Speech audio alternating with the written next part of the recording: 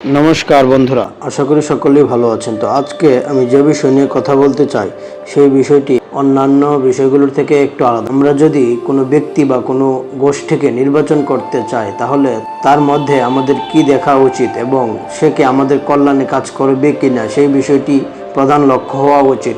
কেননা সমগ্র পৃথিবীতে আমরা বর্তমানে সনাতন ধর্মাবলম্বীদের উপর অত্যাচার নির্যাতন দেখি। তাই যে মানুষ বা যে ব্যক্তি সনাতন ধর্মাবলম্বী মানুষদের উপর অত্যাচার নির্যাতন নিয়ে প্রতিবাদ মুখর থাকবে তাকে আমাদের কল্যাণে নিয়োজিত সুযোগ দেওয়া উচিত বলে মনে করছি। তাছাড়া আমাদের সনাতন ধর্মাবলম্বী বিভিন্ন শাস্ত্র গ্রন্থেও নির্বাচন প্রক্রিয়ার সঠিক বিষয় সম্পর্কে দিক নির্দেশনা দেওয়া হয়েছে। এখানে আমি 2-3টি শ্লোক উল্লেখ করছি। প্রথম হচ্ছে চাণক্য নীতিতে আচার্য চাণক্য বলেছেন, যথা চতুষ্পদৈহি পক্ষী পক্ষী বিশ্চ চতুষ্পদঃ তথা রাজগুণৈর্হীনঃ প্রজা বৈ ন চতুষ্ঠতি। অর্থাৎ যেমন চতুষ্পদ প্রাণীর সাথে পাখির মিলন সম্ভব নয়, তেমনই রাজকীয় গুণহীন অর্থাৎ অযোগ্য ব্যক্তি যদি ক্ষমতায় বসে তবে প্রজারা তার অধীনে সুখে শান্তিতে থাকতে পারে না। অর্থাৎ নেতা নির্বাচনে প্রার্থীর ব্যক্তিগত গুণাবলী বিচার করা অপরিহার্য। আবার মহাভারতের শান্তি পর্বে বলা হয়েছে, ইয়স্মিন স্থিতো ন চিয়বতে স ধর্মঃ স রাজায় জয়তি ধর্মম এব।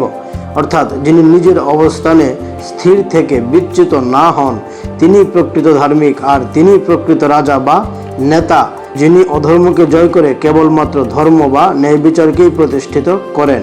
নির্বাচনের সময় নেতার চারিত্রিক দৃঢ়তা আমাদের দেখা উচিত।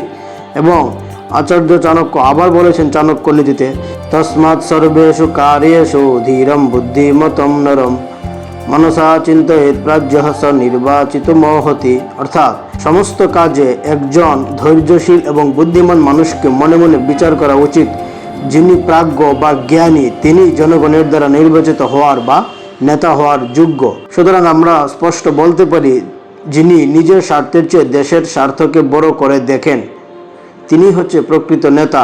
এবং তার কর্ম দক্ষতা ও সিদ্ধান্ত নেওয়ার ক্ষমতা কতটুকু, তিনি অতীতে সমাজের জন্য কি কি কাজ করেছেন। অর্থাৎ যেমন সোনাকে ঘষে কেটে পুড়িয়ে পরীক্ষা করা হয়, তেমনি একজন নেতাকেও তার ত্যাগ, চরিত্র, গুণ ও কর্ম দিয়ে পরীক্ষা করে তবেই নির্বাচন করা উচিত।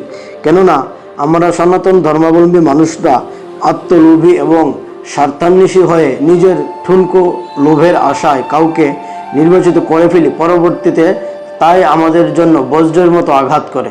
তাই আমাদের উচিত সঠিক ব্যক্তিকে নির্বাচিত করে আমাদের ধর্মের অস্তিত্বকে এবং আমাদের অস্তিত্বকে রক্ষা করার জন্য যেন কাজ করে এমন ব্যক্তিকেই নির্বাচিত করা, নতুবা সনাতন ধর্ম কালের করাল গ্রাসে এই পৃথিবী থেকে হারিয়ে যাবে।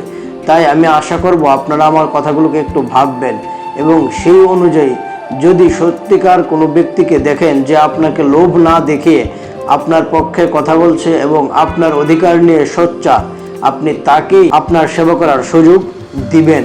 তো আজকে পর্যন্তই, কথা হবে পরবর্তী এপিসোডে। সেই পর্যন্ত ভালো থাকুন। ধন্যবাদ সবাইকে। নমস্কার। ওম শম।